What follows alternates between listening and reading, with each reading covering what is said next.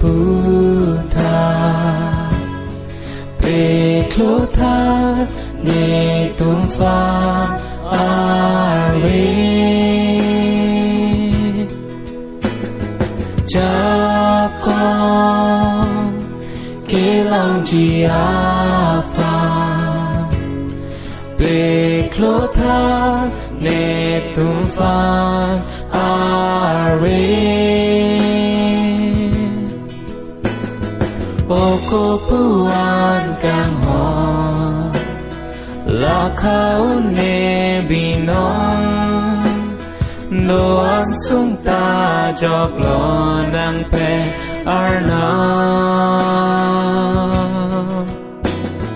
Hirme Arve Nangji Hirme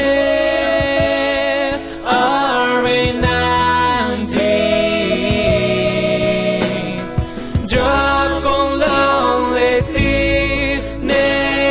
Nangji Hirme Arve Nangji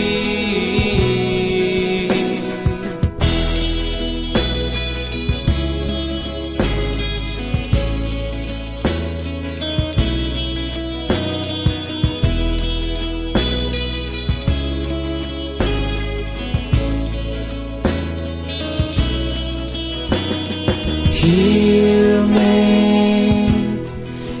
Nangji aphan Peklota Ne Tumfa Arve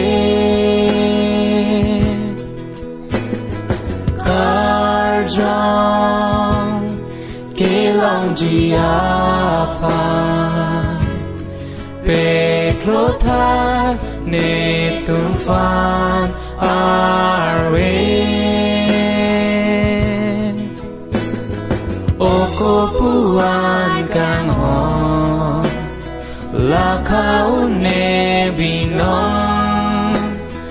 Doan sung ta jok lo nang pe ranam Hirme Arve Nangji Hirme Arve Nangji Jok con long lệ ti ne Nangji Hirme Arve Nangji Lu le lu nang hang cho lu nang Hir ju me Arve Ban thir tha nang Peklar tha nang Hir ju me Arve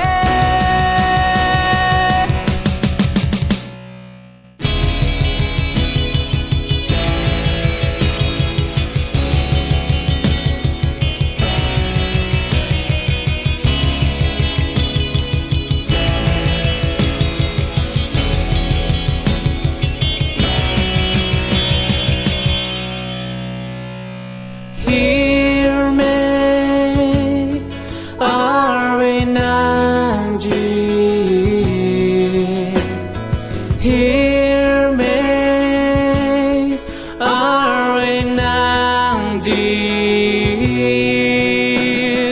Hirme Arve Nangji Hirme Arve Nangji